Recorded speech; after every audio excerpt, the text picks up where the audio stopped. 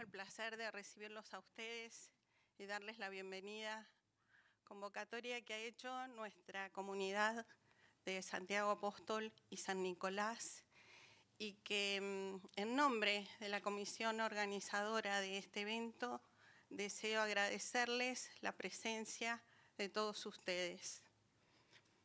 En esta oportunidad deseamos darle la relevancia que tiene el aniversario 460 de nuestro santo patrono en estas tierras cuyanas. Relevante, interesante, atractivo a la cultura de todos los mendocinos, y que más allá de su acervo cultural, histórico, patrimonial y religioso, hoy lo vamos a ver a la luz del derecho. Tenemos el placer de contar con dos importantes juristas de nuestro medio, y en esa tarea se va a encargar otro reconocido jurista nuestro, el doctor Julio Gómez, integrante de nuestra importante Corte de Mendoza.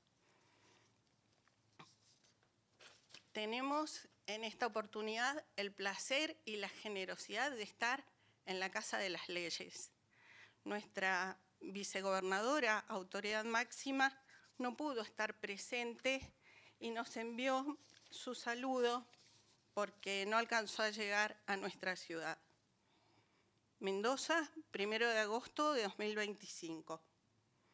Párroco Marcelo de Benedictis, su despacho.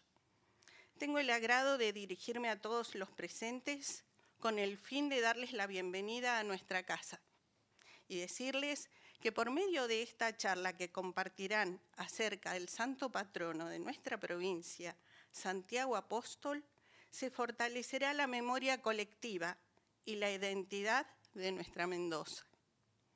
Lamentablemente, debido a compromisos adquiridos con antelación, no podré acompañarlos en esta oportunidad.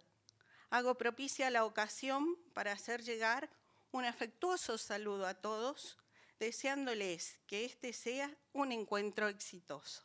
Atentamente, doctora Eve Casado, vicegobernadora de Mendoza. Doctor, lo dejo a cargo.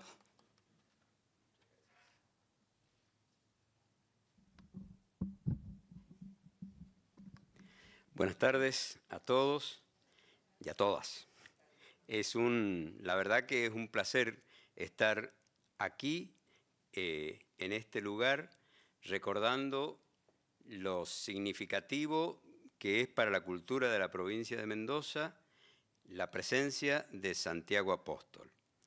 Y como bien señalaba Liz, la idea es generar en todos nosotros un pensamiento, un conocimiento relativo al significado desde la perspectiva cultural, en este caso desde lo jurídico, de nuestro patrón Santiago para los mendocinos.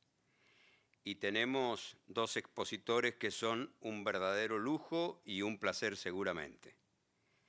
La doctora María Gabriela Ábalos, que es doctora en Ciencias Jurídicas y Sociales, postdoctora por la Universidad de Bolonia, especialista y magíster en Magistratura y Gestión Judicial, profesora titular de Derecho Constitucional de la Facultad de Derecho de la Universidad Nacional de Cuyo, profesora titular de Derecho Constitucional y de Derecho Público Provincial y Municipal de la Facultad de Ciencias Jurídicas y Sociales de la Universidad de Mendoza. Además, se desempeña como jueza del Tribunal de Gestión Judicial Asociada en lo tributario de Mendoza. Es docente de posgrado, directora de la Diplomatura en Derecho y Gestión Municipal de la Universidad de Mendoza. También nos acompaña el doctor Alejandro Pérez Walde, profesor emérito de la Universidad Nacional de Cuyo y extraordinario de la Universidad Católica de Santa María de Arequipa, en Perú. Profesor de posgrado de la Universidad Nacional de Cuyo, de Córdoba, del Comahue, del Nordeste y en la Universidad de Mendoza. Es doctor en Ciencias Jurídicas y Sociales director de carrera de doctorado en Derecho de la Universidad Nacional de Cuyo, profesor y miembro del Comité Académico del MDA de la Universidad Austral en Buenos Aires y de carrera de especialización en Derecho Constitucional de la Universidad de Buenos Aires, miembro de varias academias nacionales e internacionales de Derecho. Ambos, como ustedes podrán apreciar, se han desempeñado en el ámbito del derecho público y se trata de profesores de una jerarquía excelente o extraordinaria. Los convido a ellos a avanzar sobre nuestro living para comenzar sus conferencias. Muchísimas gracias.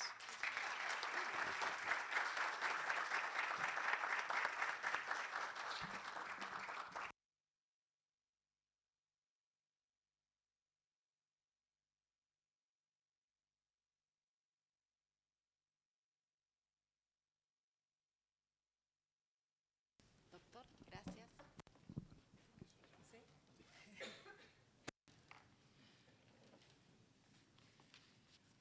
Bueno, muy buenas tardes. Es un gran honor esta invitación, por muchas significaciones, ¿no? Este es mi Senado, alguna vez fui asesor del bloque de senadores de un partido político en este Senado, junto con Carlos Egues, fuimos hace varios años. De alguna manera fue mi casa, así que estoy muy honrado y muy contento. Además está nuestro párroco, que es responsable de estas cosas, y el querido amigo y compañero de tribunal varios años, el querido amigo Julio Gómez. Y buenos años. ¿Qué podemos decir? Porque el apóstol Santiago tiene una significación que excede, y ya lo vamos a ver después, excede lo religioso. O sea, hoy me daba una cifra un amigo que es el presidente de la Asociación de la Región de Galicia, en España. Cada año 400.000 peregrinos llegan a Santiago de Compostela.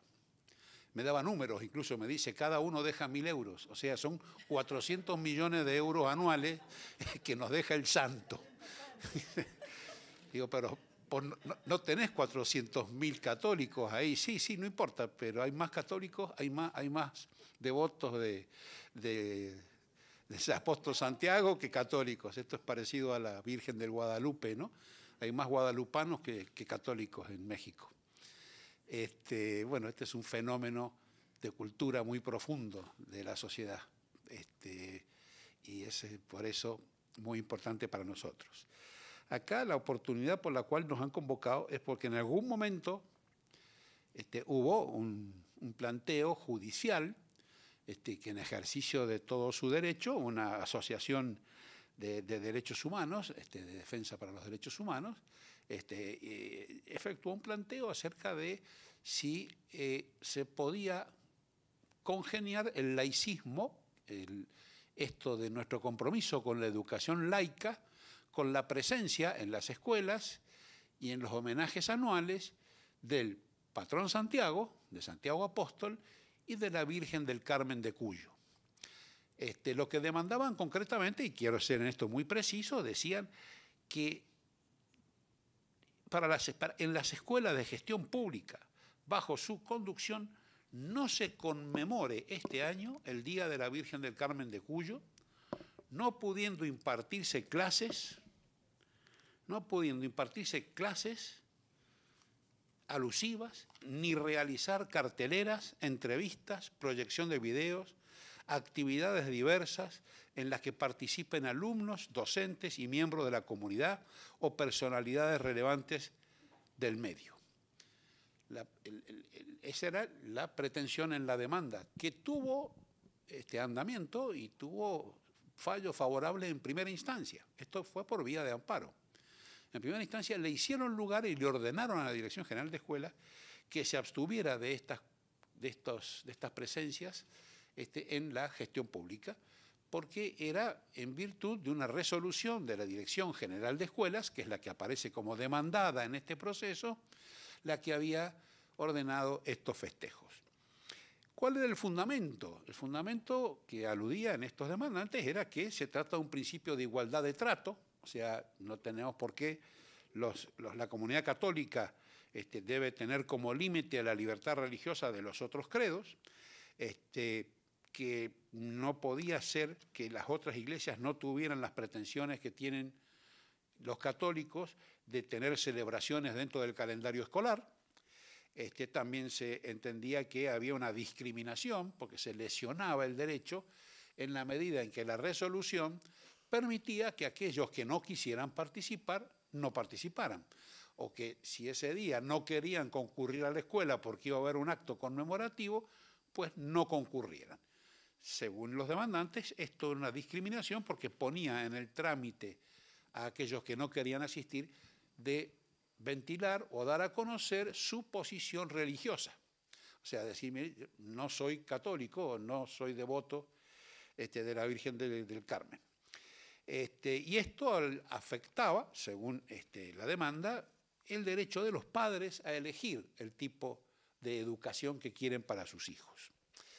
Esto, la Dirección General de Escuelas se defendió y dijo que de ninguna manera, que esto excedía lo religioso, dijo que esto es una tradición históricamente arraigada en la provincia de Mendoza, que no significa esto de ninguna manera que abandone su carácter de Estado laico, o sea, sigue siendo educación laica, de ninguna manera se convertía en un Estado confesional con esto a la provincia de Mendoza, que en esta línea también deberíamos suprimir la bendición de los frutos de la fiesta de la vendimia, deberíamos suprimir los feriados de la Navidad, del Viernes Santo, del Jueves Santo, todas estas otras fiestas que tenemos, la Inmaculada Concepción de María.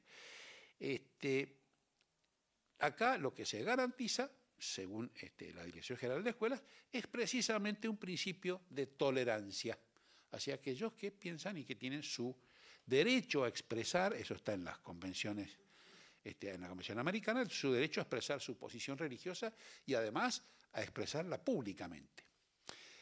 El juez de primera instancia dijo que bueno, que sí, que esto obligaba a las personas, bajo la potestad de la Dirección General de Escuelas, le hizo lugar a ese argumento, y también le hizo lugar al argumento que vulneraba el derecho de los padres a poder elegir libremente las opciones de sus hijos. Esto fue apelado ante una Cámara y la Cámara revocó ese fallo de primera instancia.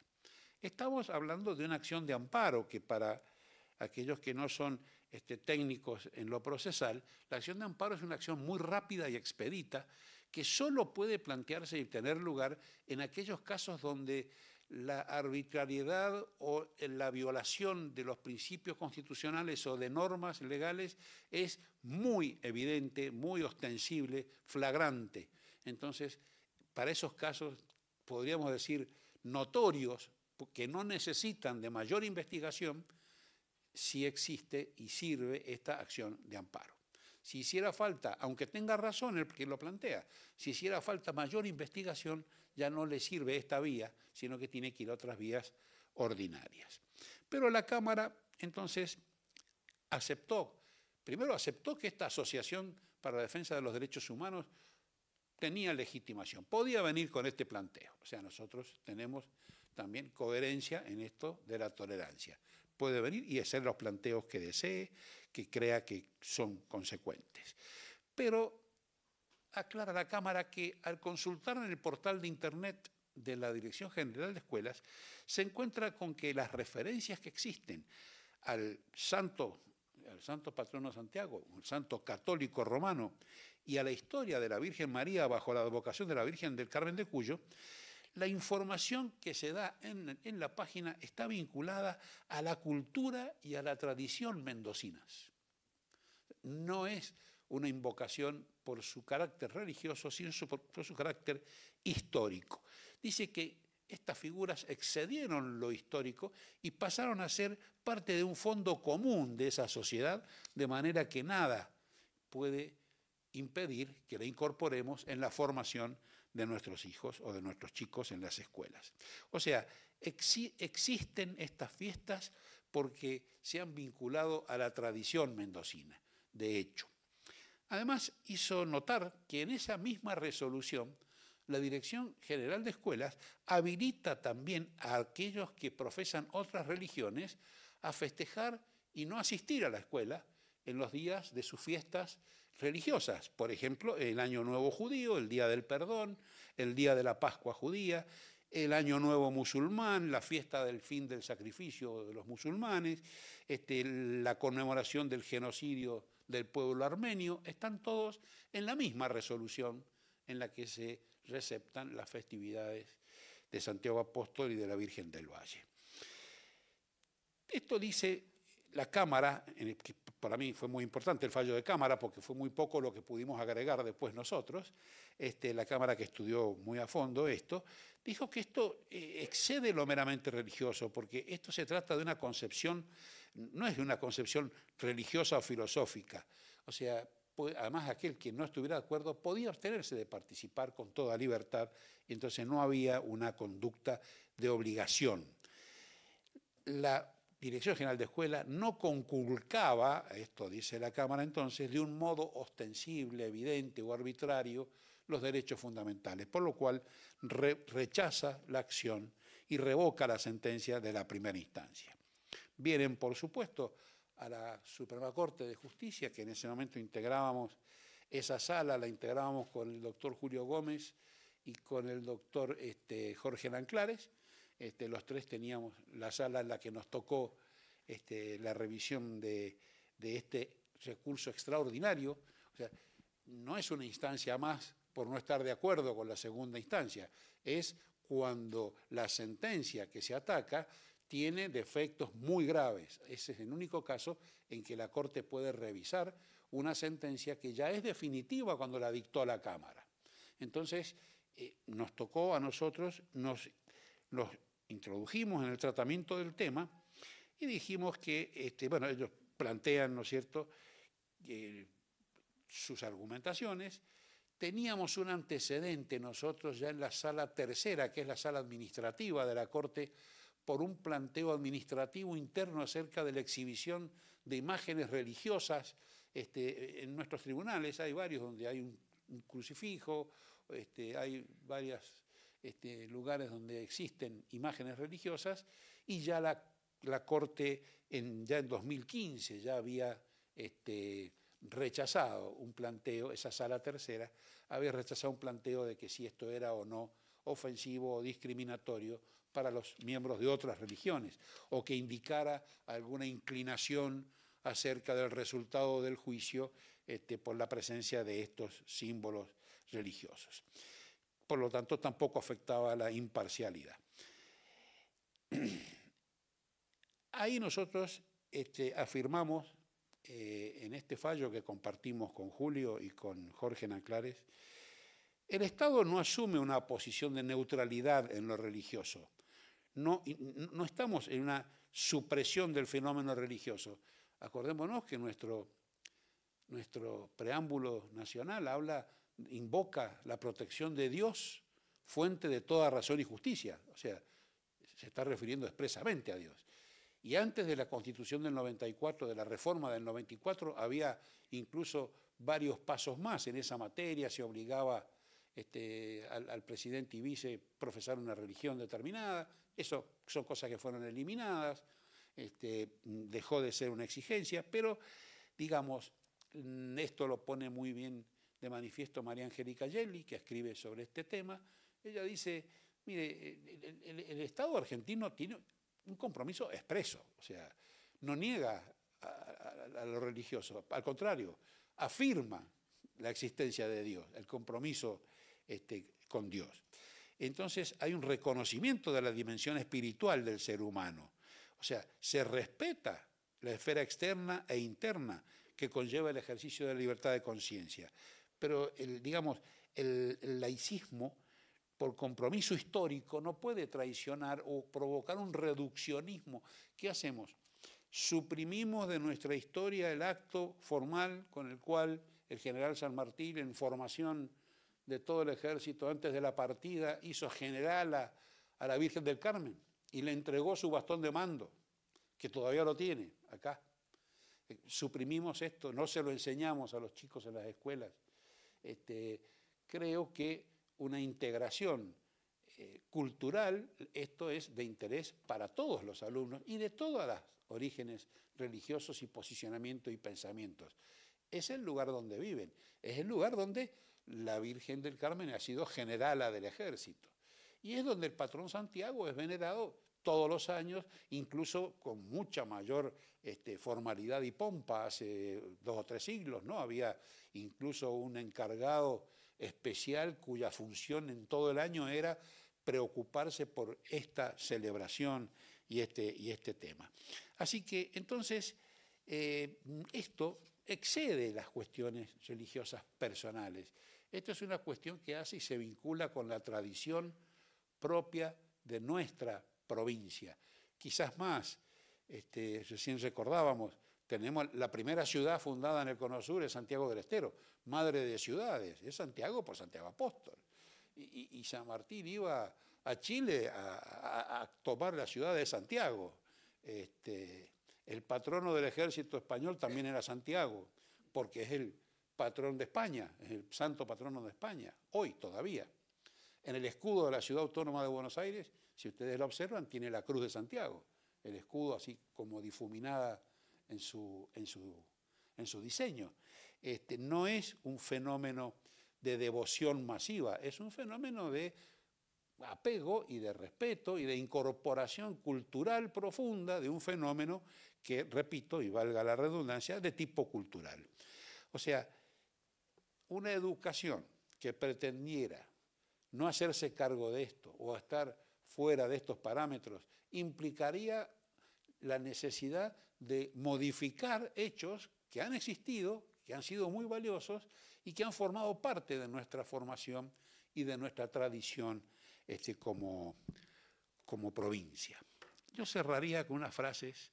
Hay un librito muy chiquitito que es una polémica que hacen entre Jürgen Habermas, filósofo, y Joseph Ratzinger, antes de ser el Papa Benedicto XVI, donde Habermas, que no es precisamente el lado religioso de la discusión, él dice: no se puede negar por principio a los conceptos religiosos su potencialidad de verdad, ni pueden negar a los conciudadanos creyentes su derecho a realizar aportaciones en lenguaje religioso a las discusiones públicas. Es más, una cultura política liberal puede incluso esperar de los ciudadanos secularizados que participen en los esfuerzos para traducir aportaciones importantes del lenguaje religioso a un lenguaje más asequible para el público en general. No solamente propone la tolerancia, sino que propone: traigan lo que sirve de lo que ustedes tienen para ofrecer. Por mi parte, nada más. Muchas gracias. Y bueno, y quedamos para preguntas.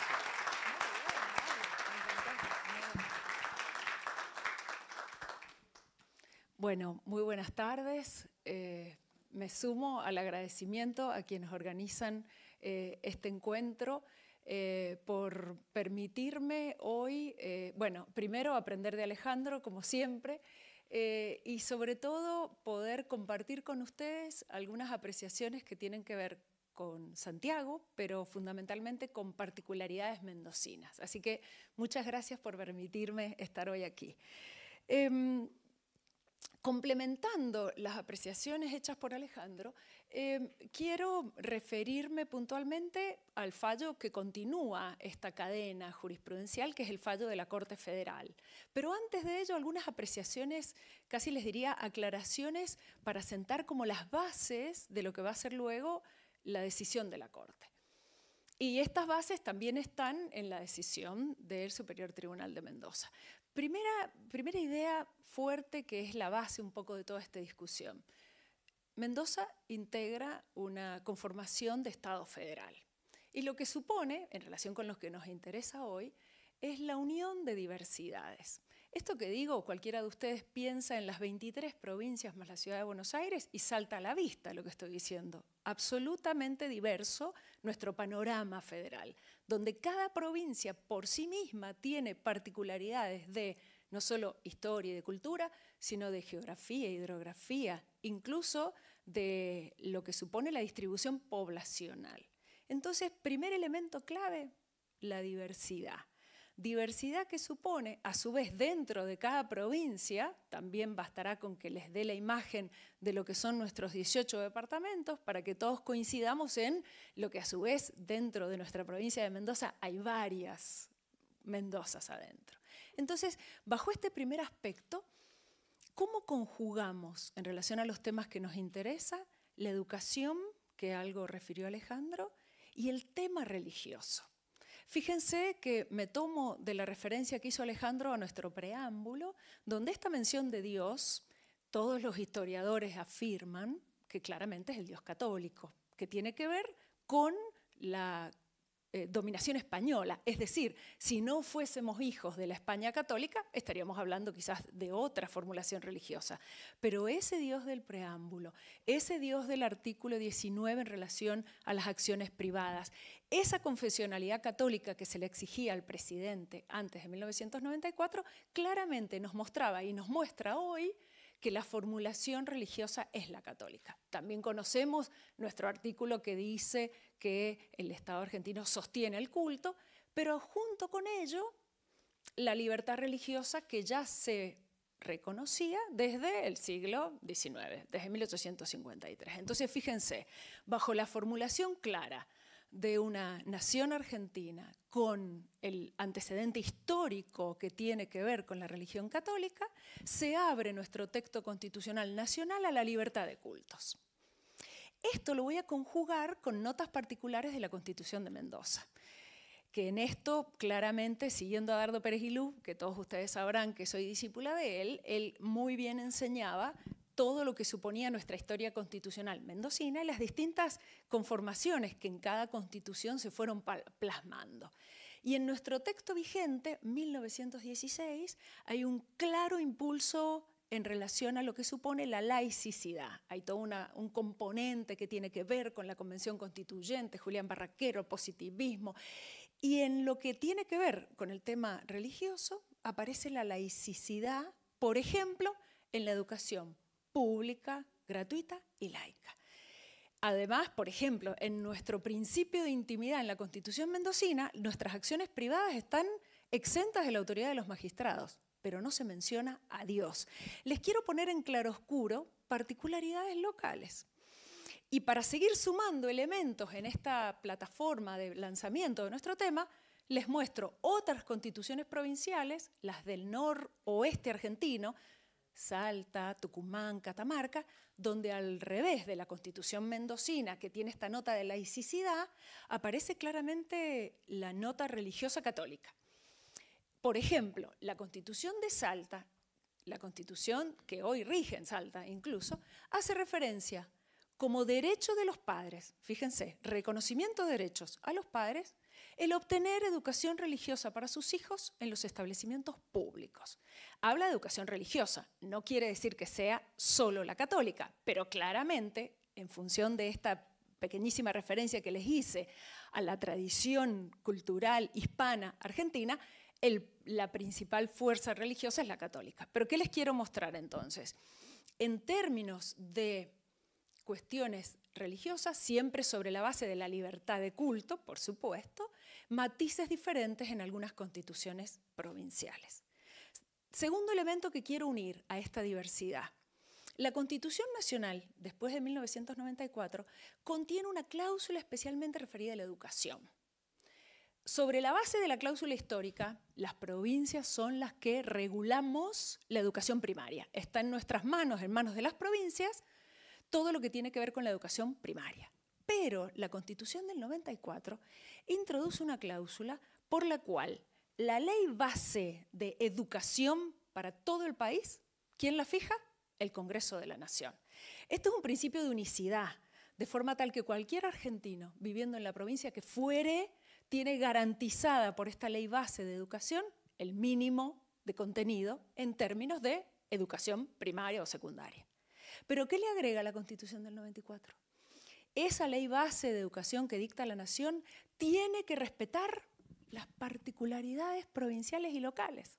Fíjense que está en línea la reforma del 94 con las particularidades locales que Mendoza, a diferencia de Salta o a diferencia de otras provincias argentinas, puede introducir en la educación. Fíjense que estos dos elementos, en mi opinión, son claves para entender cómo la Corte Federal resuelve este caso y de alguna manera para arrojarle otros elementos a los fallos que también refirió Alejandro. Sobre esta base, entonces, ¿cómo juega la decisión de la Corte Federal frente a este caso? Porque fíjense que podríamos decir que tenemos estas dos cuestiones en pugna.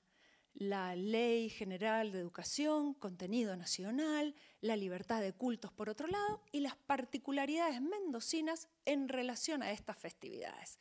Bueno, la Corte Federal, les adelanto el fin de la historia, confirma la decisión de la Corte Mendocina. O sea, ya saben el final, es constitucional la disposición de la Dirección General de Escuelas que fija 2 festividades en el calendario escolar que tienen un origen religioso. ¿Y en qué se basa la Corte Federal para sostener este fallo de la Corte Mendocina? Bueno, los jueces vieron que por ahí ocurre que una decisión judicial tiene varios jueces que firman sus respectivos votos. No voy a entrar en especificidades, pero ya les cuento que los distintos jueces de la Corte hicieron hincapié en algún aspecto más que en otro. Pero en lo que veo como línea común en los 4 jueces que resolvieron este caso es en las identidades culturales propias de cada provincia. Hacen una referencia puntual a que en el caso mendocino, además de lo religioso, no es ahí donde se apoyan para defender la constitucionalidad de estas festividades en el calendario escolar, sino que se basan y se apoyan en la tradición cultural que estas 2 festividades tienen en Mendoza.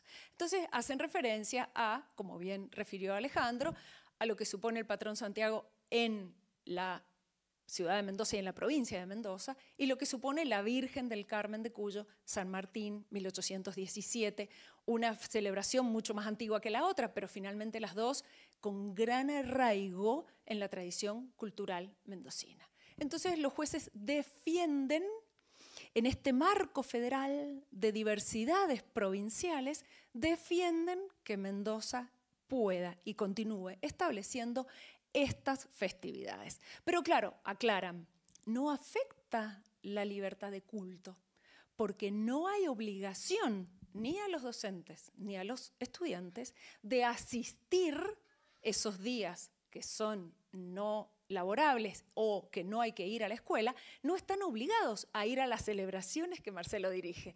Justamente ese es el meollo, porque no se afecta quienes estudiantes, alumnos de estos colegios que no tienen clase, no están luego obligados a asistir. De hecho, en el fallo se hace referencia a que se toman testimonios y aparece claro que los docentes dicen, no estamos obligados. El que quiere, obviamente, como cualquiera de nosotros, con libertad asiste o deja de asistir. Pero la no obligatoriedad de asistir a la celebración religiosa es un fundamento muy importante para defender que aquí no hay atentado a la libertad de culto, no hay adoctrinamiento religioso por parte de la Dirección General de Escuelas, sino que hay veneración por una tradición cultural. Y hay uno de los ministros de la Corte que hace referencia a lo que supone este ejemplo mendocino traducido en términos de margen de apreciación provincial. ¿Esto qué quiere decir? Que cada provincia, cuando regula la educación, por ejemplo, para seguir con el mismo ejemplo, puede introducir en la regulación constitucional, en la resolución de la Dirección de Escuelas, en la resolución del Ministerio de Educación en la provincia respectiva, puede introducir dentro de ese piso mínimo que tiene que reconocer de educación en términos de la currícula, puede introducir estas particularidades propias. Tiene capacidad para defender sus propias raíces culturales y de tradición, para que entonces, cumpliendo con la Constitución Nacional, claramente pueda mostrar una provincia, a diferencia de otra, lo que son estas particularidades.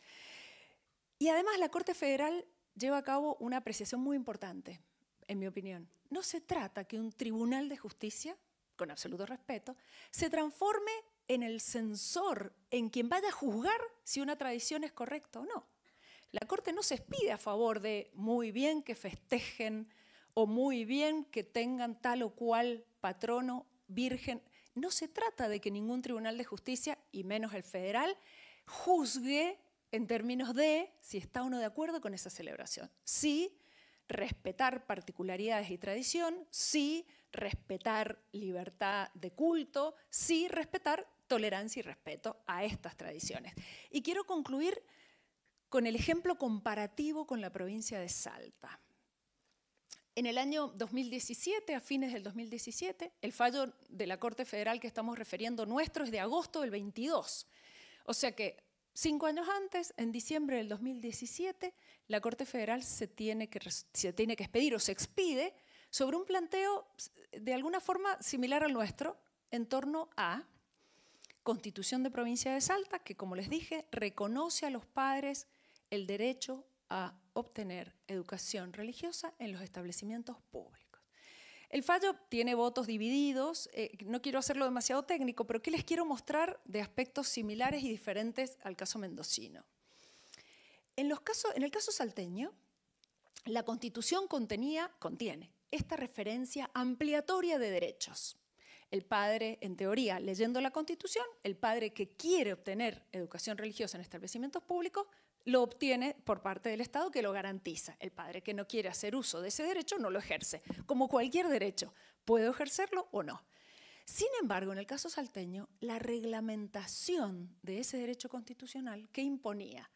Imponía algunas exigencias que la Corte Federal entendieron que ahí sí había violación al principio de intimidad, al principio de libertad de culto, porque les exigía a los padres que manifestaran qué culto tenía su hijo, qué enseñanza quería o no obtener, y además se prueba que la única enseñanza religiosa que se brindaba era la católica, no las demás opciones. Entonces la Corte Federal dice, el derecho de los padres es constitucional, obtener educación religiosa. Que lo quiera ejercer o no, depende de cada uno. Lo que no es constitucional es cómo se reglamenta ese derecho que ingresa, que afectaría la libertad de expresión, la libertad de culto, la libertad de conciencia, y eso es lo que la Corte Federal critica.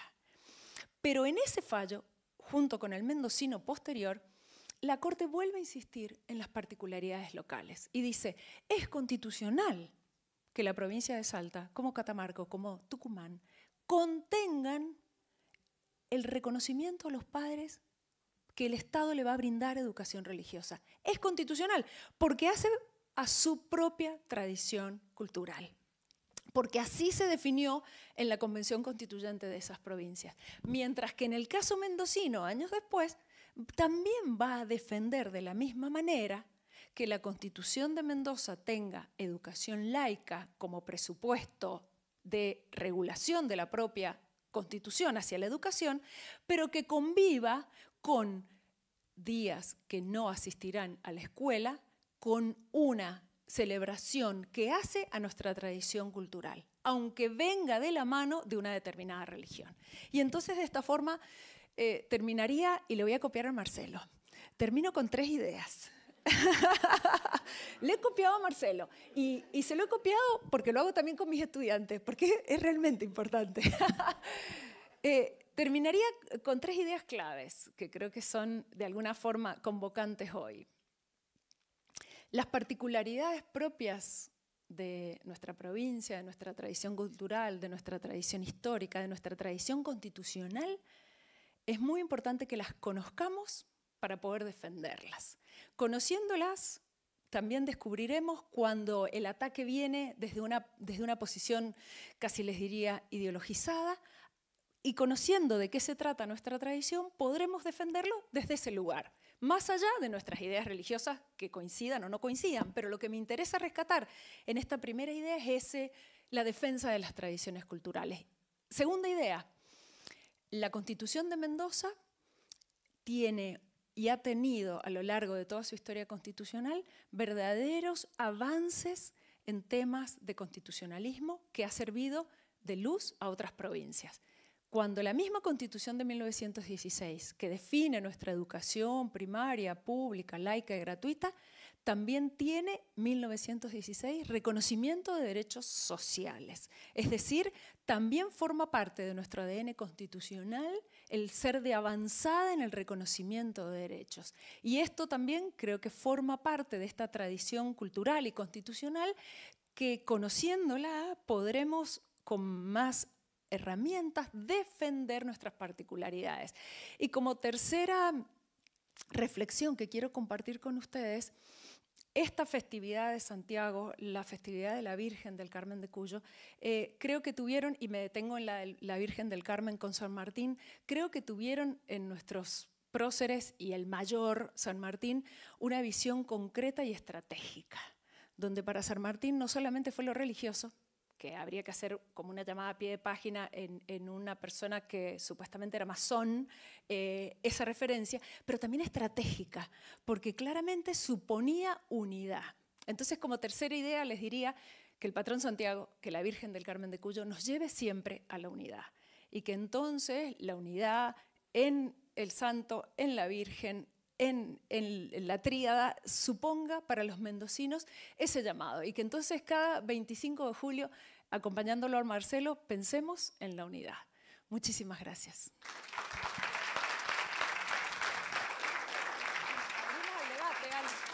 Abrimos al debate. ¿Abrimos, Julio, al debate? ¿Abrimos a las preguntas, Julio? Con la generosidad con la que ustedes lo han planteado, desde luego, no tenemos más remedio que abrir al debate. Quedan a su disposición las preguntas que les parezcan oportunas para abrir un debate. Yo agregaría un punto a esta última, tercera reflexión de Gabriela. San Martín era un hombre de una mente estratégica extraordinaria, sorprendente, y se vio en los resultados. La patrona de Santiago de Chile y de Chile es la Virgen del Carmen. Hoy uno va al Palacio de la Moneda y en el Palacio de la Moneda hay una capilla de este tamaño con una imagen de la Virgen del Carmen, del Carmen más grande que la que tenemos nosotros acá en San Francisco. Así que seguramente no se le escapó el detalle. Y un detalle que marcamos también con Julio en este fallo, que nos preocupamos por colocar, es que una pretensión de exclusión de lo religioso no deja de ser otra cosmovisión que pretende imponerse como superior a las que tienen compromiso religioso. O sea, muchas veces este laicismo pretende ser un enfoque superador de las religiones y no lo es. Es muy respetablemente otro, pero no es superior, ni puede pretender ser excluyente de los demás pensamientos. Eso lo pusimos en el fallo y me olvidé de referirlo. Gracias. Muchas gracias. Pero vamos. Muchas gracias.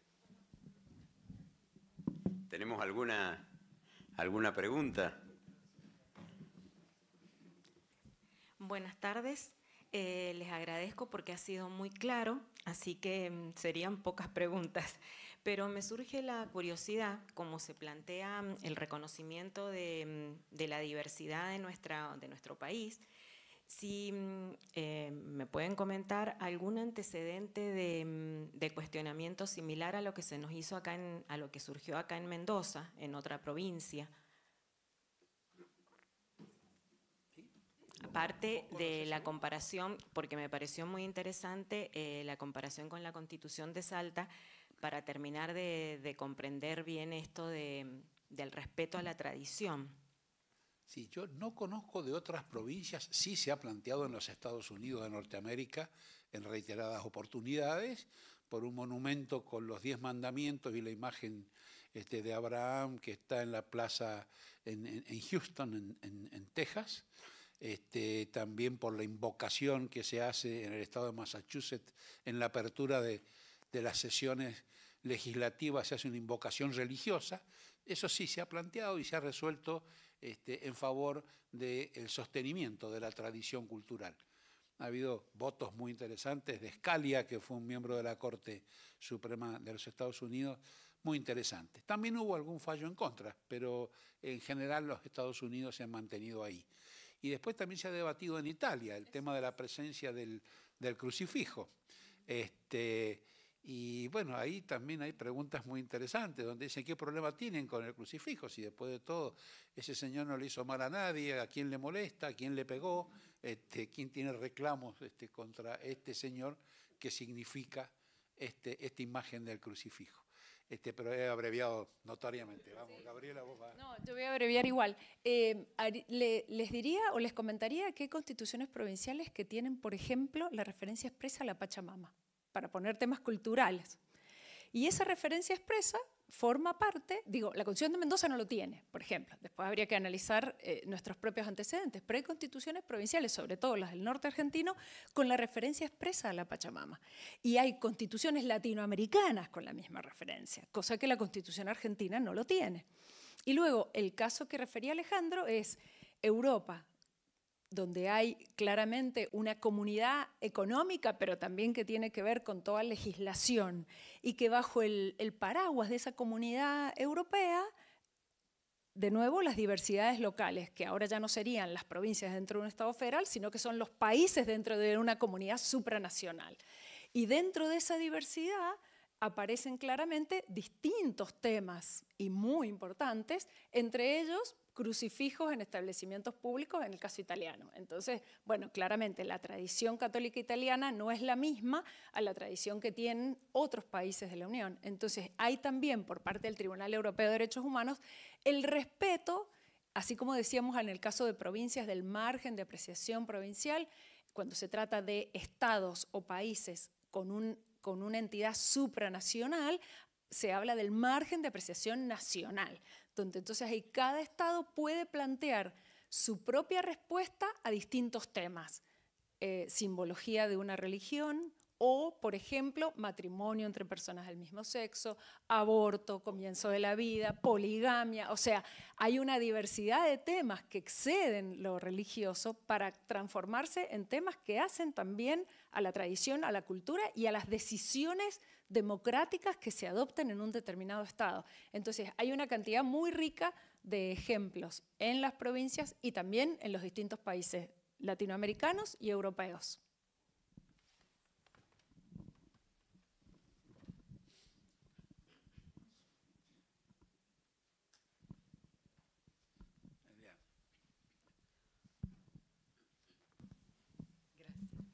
La pregunta va dirigida hacia el aspecto cultural específico de Mendoza. ¿Podrías hacer, o podrían algunos de los dos que son historiadores también, hacer alguna referencia breve a cómo ha sido esta construcción cultural a partir de la veneración de Santiago Apóstol y también de la Virgen del Carmen de Cuyo? ¿Cómo se ha manifestado socialmente a lo largo de la historia, desde la fundación de Mendoza? Porque hoy hay, con respecto a Santiago Apóstol, una gran procesión, por supuesto, eso es una manifestación pública de una veneración. Lo mismo ocurre con la Virgen del Carmen de Cuyo, que tiene una cofradía. ¿Cómo es? ¿Cómo se ha manifestado socialmente a lo largo del tiempo esta inclinación, este fervor por estas imágenes religiosas, estas presencias, ¿no? Eliana. Pero a lo mejor el padre. Eso también es una pregunta que está abierta al público. ¿Desde cuándo? No. Primero lo de historiadores, olvídense, no somos historiadores. Yo no soy historiador. Me queda grande, aunque me encanta la historia. Y he leído hace bastante la tradición muy fuerte del santo patrono Santiago, tanto que había funcionarios que la sociedad tenía, que tenían por misión preparar casi todo el año este festejo del patrono, que empezaba 2 o 3 días antes, con una serie de ceremonias y actos complejos, por supuesto la procesión en la calle, y todo eso, pero había una especie de bastonero, que no me acuerdo del nombre que tenía un nombre específico. El alférez. Bueno, había un alférez que era el encargado de esto. Me imagino más seguramente en la época en que estábamos bajo el control de España, ¿no? Ya después cuando nos independizamos, probablemente eso haya cambiado. En eso, en cuanto al patrón Santiago, muy fuerte y muy presente en todo momento. Ahora, en cuanto a la Virgen del Carmen, me sorprendió cuando me encontré en el Palacio de la Moneda la imagen de la Virgen del Carmen, una parroquia de la Virgen del Carmen, dentro de la Moneda, en la presidencia de Chile. Entonces yo dije, claro, San Martín llevaba 1000 hombres que habían escapado de Chile. O sea, de los 5000 combatientes, 1000 eran los que habían escapado de la derrota en Rancagua. Se habían cruzado la cordillera y era un gran problema para Mendoza todos estos chilenos que integraban el ejército de los Andes, ¿no? Como que después para ir al Perú van a ser 2000 los chilenos, no 1000. O sea, creo yo que hay también ahí una cuota de cálculo. No conozco más que eso de historia, Eliana, pero debe haber alguien que sabe acá. Lo poco es mucho, como dice la cueca. De tu padre también. Bueno. Pero yo fui a la Escuela Patricias Mendocinas y yo me acuerdo que para la fiesta de la Virgen del Carmen de Cuyo, que si no me equivoco es patrona de las escuelas primarias en Mendoza, la directora del colegio nos hacía ir a toda la escuela a la profesión. Y había muchas chicas judías, porque en la Escuela Patricias iban chicas de todas las religiones, y las chicas judías también participaban, porque las mamás de esas chicas le decían, pero por supuesto, como si tú la patrona de tu escuela, ¿cómo no vas a ir? Entonces, había mucho respeto por las distintas religiones y también había mucha aceptación y tolerancia hacia las otras religiones. Y era una escuela que fue pública, gratis y de una educación estupenda, de excelencia. Y yo me acuerdo que íbamos, es más, venían los granaderos de San Martín, venían de Buenos Aires para participar de ese día festivo para todas las escuelas primarias. O sea que yo creo que fue en una época muy enraizada esa tradición de la Virgen del Carmen de Cuyo, en todas las escuelas públicas. Yo, Eliana, tenía un aporte claramente no desde la historia porque no soy historiadora y de hecho gracias a tu pregunta ya le sugeriría a Marcelo el año que viene repetimos esto, no sé si con nosotros, pero con historiadores, porque a mí también me gustaría conocer todo el aspecto histórico que trae. Lo único que le agregaría o que le diría a Eliana, casi te diría como testimonial de mi propia vida, el cambio que implicó en la década del 80 la figura del Santiago Matamoros al Santiago de madera de la madre Marta Moroder, que era misionera claretiana. Yo iba al Claré en ese momento. Con esto saben la edad que tengo, porque fue justamente en esa década del 80 que viví dentro del colegio la iniciativa, no sé de quién fue, debe haber sido del obispo en ese momento, de transformar la imagen de Santiago, que no saliera en procesión el Santiago Matamoros, sino que saliera en procesión el Santiago peregrino, pastor, con el halo de santidad y de bondad que tiene la imagen de madera que hoy tienen. Entonces creo que sería interesante conocer, bueno, obviamente todos los detalles históricos, pero que la década del 80 implicó para Santiago, para la religiosidad mendocina, un cambio. y creo que un cambio muy importante en la figura de Santiago. Seguramente acompañado de un cambio en la religiosidad de la comunidad, ¿no? Donde ya la imagen solamente del guerrero no era la que iba a cautivar por ahí a las generaciones más jóvenes, sino la nueva imagen peregrina y con otra impronta. Entonces creo que sería muy interesante conocer toda esa historia, pero que la década del 80 marcó un hito en la celebración y en lo que supone la presencia de Santiago en Mendoza, muy importante. Y te agrego un elemento más, casi te diría de cultura provinciana versus la cultura de Buenos Aires. Me ha tocado participar porque de este fallo se generaron comentarios jurisprudenciales, uno de ellos el mío, y me invitaron en algún momento a exponer como mendocina, como comentando el fallo. Y entonces lo que más creo que impresionaba desde Buenos Aires, vieron que históricamente el interior, las provincias versus Buenos Aires, unitarios, federales, nuestra historia de hispana y revolucionaria siempre estuvo marcada por esta puja, que la realidad sigue mostrándola.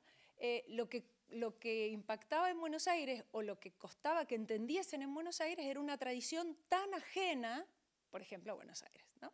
Y que entonces explicarles que además de lo religioso, sacar a Santiago en peregrinación los 25 de julio es cábala también. Suponía también un compromiso con los temblores. Entonces generaba, porque claramente, además de lo religioso, viene esta coyuntura de creencia popular, que también hay que defenderla como tradición propia, que no es tan religiosa como Marcelo querría, pero más de un peregrino tendrá en el fondo de su corazón la esperanza de que gracias a sacar a Santiago no tiemble. Así que ese es otro elemento a tener en cuenta. Un pequeño aporte, si me permiten. Perdón. Primero, agradecerle a los profesores por la clase, y segundo, que bajo la identificación de la UNESCO son las dos fechas bienes patrimoniales inmateriales, y que hoy se hace mucho hincapié en la identidad cultural también como desarrollo económico. Entonces me parece que hagamos algo contrafáctico, que no se debe. Si hubiera prosperado la demanda, profesor, nos hubiéramos privado de dos fechas que no llegan a los 400 millones de euros, pero que sí traen muchos turistas, y nos hubieran privado de una parte central del 5 de enero por nuestra ley 5930 de la bandera de los Andes, donde una parte es la presentación de la bandera al ejército y al pueblo y la bendición, junto con la entrega del bastón del mando. Entonces, con permiso Marcelo, más allá de lo religioso, hay también una raíz de identidad mendocina en las dos fechas, ¿no? Vamos por orden a medida que han ido levantando la mano, ¿sí?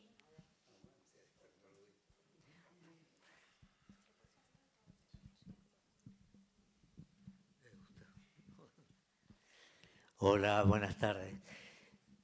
Bueno, además de felicitar a los expositores, quería agregar una consideración que puede ser útil en esta línea de reflexión.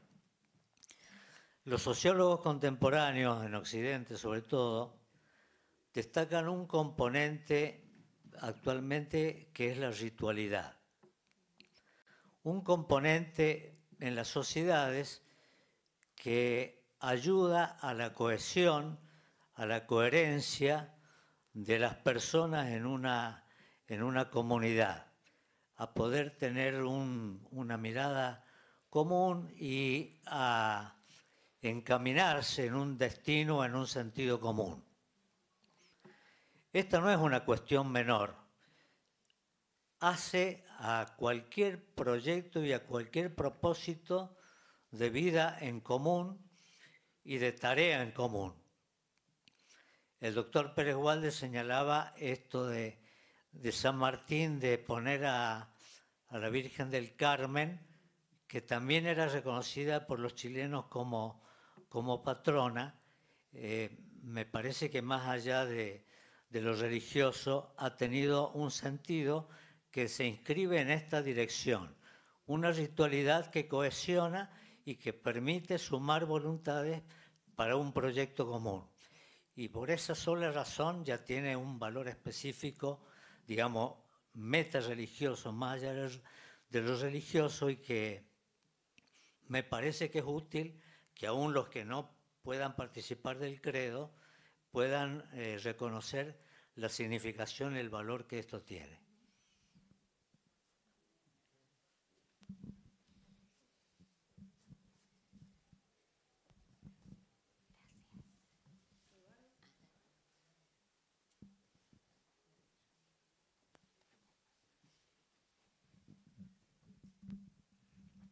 Buenas tardes. Primero agradecerles, lindísimo todo lo que hablaron y para mí como que aportaron una versión distinta a todo lo que yo sé de Santiago. Me considero un devoto de Santiago, o sea, lo sigo y lo que veo que tiene otra dimensión, aparte de la histórica y la parte religiosa, que tiene una dimensión espiritual, que tiene una dimensión del espíritu que relaciona con la libertad. Entonces, no solamente es lo religioso y no solamente es qué es lo que hizo, sino, qué sé yo los invitaría a que prueben conectar con eso, si es verdad o es mentira, sin que me crean nada, de esto de que Santiago es vamos a llamar así, una persona, por decirle algo, que apoya la libertad en todos los sentidos y en todos los planos. Entonces, ya sea que sea en el mundo, me encantó cuando dijo lo de cuánto ganaban en el Camino de Santiago, porque tuve la suerte de hacerlo varias veces al camino, y siempre preguntándome cuál es el próximo nivel de libertad que yo necesito. Y a veces no es tan fácil darme cuenta que es eso. Y veo que para Mendoza un grado de libertad sería lindo, ya que tenemos al patrono como a Santiago, de alguna manera conectar un poco más con lo que es la tradición que excede, digamos, lo que es Mendoza, porque Santiago no solamente ha apoyado en la libertad acá a través del ejército sanmartiniano, sino también se dice que en Europa es el que une la Comunidad Económica Europea. Entonces, cuando hablan que podría haber un merchandising de que Mendoza es pro Santiago y que mucha gente que viene, que ha hecho el Camino de Santiago en Europa, viera que también hay un camino que sigue en América, que viene de la mano de todas las personas que han sido devotas de Santiago, porque la tradición de Santiago, al menos en Mendoza, es por conciencia popular. Y eso indica que la gente de la calle hablaba de Santiago. No hablaban de San Pedro, que fue la primera colocación de como patrono en la primera fundación, sino hablaban de Santiago.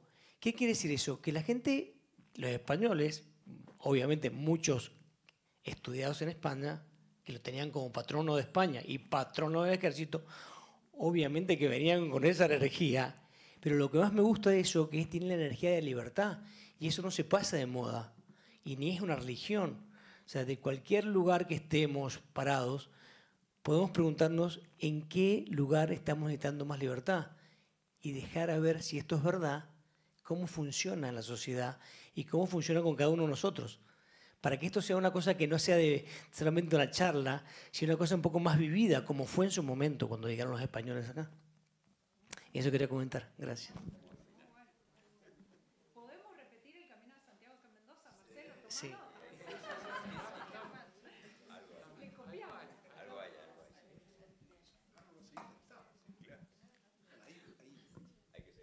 Hay un argumento que nosotros pusimos en la sentencia, pero lo tomamos de sentencias de los Estados Unidos, que es que frente a dos derechos, aquel derecho a ejercer libremente y públicamente el culto, con el derecho aquel a no tener que profesar ninguna religión porque no se me da la gana y no quiero, frente a dos derechos que pueden aparecer aparentemente en colisión, hay que encontrar la respuesta que involucre a ambos sin suprimirlos ni reprimirlos. O sea, que busque la integración y la convivencia y el ejercicio de esos derechos con libertad. Entonces, así como sería ilegítimo imponernos una religión obligatoria, también sería ilegítimo imponernos la ausencia obligatoria. pero esto lo dice la Corte de los Estados Unidos, ¿no? Sí, yo quería agregar un dato histórico en relación a la pregunta que hacía Eliana, que en primer lugar agradezco esta claridad jurídica con respecto a un patrimonio intangible, ¿no? Como es la festividad de Santiago Apóstol. Bueno, yo lo que quería aclarar que el primer patrono, como ya comentaron, que se había instaurado era Pedro, ¿no es cierto? Pero ya en 1566 las actas capitulares empiezan a, está la festividad de Santiago Apóstol, y era el día que el alférez real, que era el representante del rey, sacaba el estandarte y lo paseaba. O sea que no solamente era una fiesta religiosa, sino que también era una fiesta cívica. Y hay aspectos curiosos, por ejemplo, dicen que los obligaban a festejar. Si una persona estaba de luto, tenía que sacárselo 8 días antes y 8 días después del 25 de julio. Y además habían festejos populares, había mucha festividad popular, además, por supuesto, de la religiosa. Por eso, y además tenemos que tener en cuenta que tuvimos 300 años de colonia. Entonces eso marca fuego una tradición. O sea, por eso hay que ver todo esa compleja red y, como bien decía la doctora, cómo lo invocaban para los temblores, que también está dentro de la tradición popular, según sobre todo quedó muy afincada en la época colonial y después continuó en la época independiente. Bueno, quería hacer ese agregado.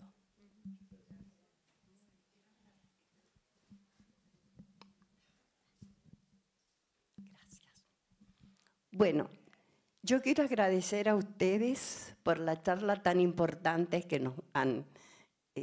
hemos participado todos con ustedes. Muchas gracias.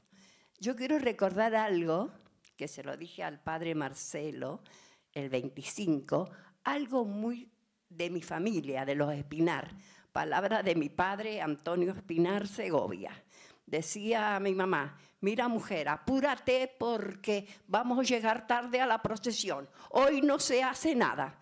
Y es cierto, esa tradición nos encontramos con todos los tíos y los primos y los amigos y los vecinos. Era también esa tradición que si va a temblar, como decía mi tío, que tiemble más despacio. Bueno, eso ha quedado grabado en mí. Y siempre en casa hubo, traída de España, mi padre decía: mira, niña, hay que honrar ahora al patrón Santiago, patrón de España y de esta ciudad. Eso siempre me quedó grabado. Y la imagen era la imagen del patrón Santiago. El patrón Santiago, me emociono cuando me recuerdo estas cosas de familia. Era el guerrero. A los años, yo falté muchos años de Mendoza, en el año 78 vuelvo a Mendoza, al tiempo se cambia la imagen del guerrero, del patrón Santiago Guerrero, por la imagen más pacifista, digamos, el caminante, pero no era mi imagen. Yo siempre me costó muchos años acostumbrarme a la imagen. Yo estoy vecina ahí en la iglesia San Nicolás, de ver al caminante, ya de verlo tanto, ya me he acostumbrado, ya me he olvidado, hombre. Pero esa imagen de chica quedó grabado siempre en mí. Una fiesta muy popular porque todos participamos de esa procesión. Bueno, felicitaciones para todos. Gracias.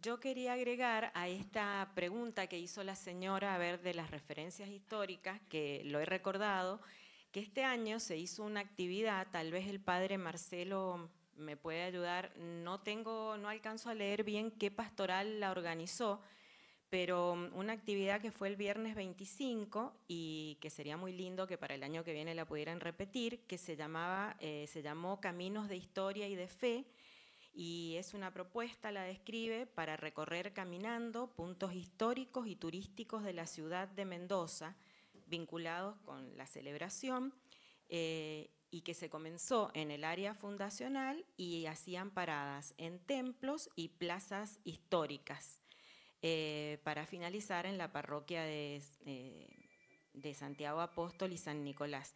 No la realicé la actividad, recordé que la tenía la información, entonces comentarlo con todos, que hay un grupo de gente que ha trabajado, que ha investigado, y que este año al menos lo hizo, así que sería, por lo que veo acá, que hay interés de recordarlo, lo que a veces lo hemos leído, de que ese grupo, después el padre Marcelo me va a recordar si él lo sabía, seguramente que sí, cuál era, y que me parece muy, muy interesante lo que realizaron.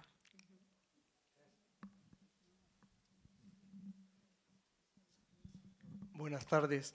Yo estuve a cargo de esa caminata. Y bueno, y éramos de la pastoral del turismo estrictamente. Que bueno, hicimos esta caminata, estamos tratando de desarrollar un poco la cultura desde lo religioso, no solo para los locales, sino para los turistas, y para que además nosotros sepamos cuáles son los valores que podemos ofrecer a los demás y que también entre nosotros. Es una de las funciones de la pastoral del turismo.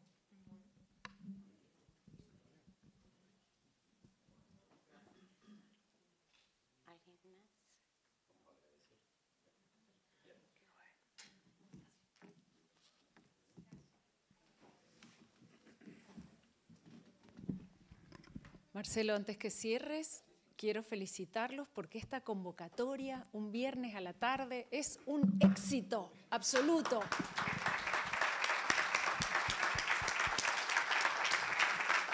Bueno, sí. Realmente, qué intenso, qué hermoso. Bueno, a ver, ¿qué resumo? Tres palabras. Identidad, pertenencia, encuentro, ¿no? Cuando me llegó estos 460 más, menos años de una presencia ininterrumpida y vigente del patrón Santiago, me golpeó el dato. Entonces, miren, yo llevo 11 años acá, como mendocino, siempre el patrón, pero acá hay algo muy fuerte que nos trasciende y que realmente, si sabemos tomar el mensaje, nos puede hacer mucho, mucho bien como mendocinos en las actuales circunstancias de esta época de cambio, no de época de cambio, sino un cambio de época.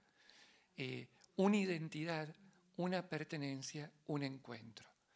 Que el patrón Santiago, así como nos habló a lo largo de 460 años en la historia, hoy nos sigue hablando a la sociedad mendocina. Miren, no estamos haciendo esta charla en el salón parroquial,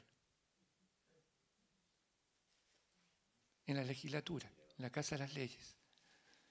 En una mirada, ciertamente, el patrón Santiago, el patrono de la fe, el amigo de Jesús, el apóstol, pero en una mirada que recoge en estos grandes expositores, la doctora Gabriela, la doctora Alejandro, el derecho,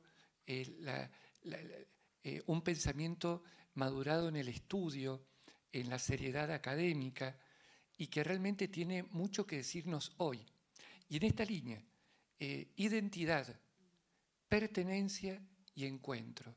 Identidad como mendocinos, pertenencia, que más allá de todas las legítimas diferencias que tenemos que tener, hay una pertenencia que nos hace parte de un pueblo, una comunidad. Y lugar de encuentro, que siempre el patrón Santiago y el 25 de julio sea para los mendocinos un lugar de encuentro, ¿no? Que también, como se dijo de los temblores, y es verdad, y le pedimos, y créanme, cuando empieza a temblar y lo siento, lo miro al patrono y le digo, patrono, vamos. Sí, ahí lo tengo, ¿no?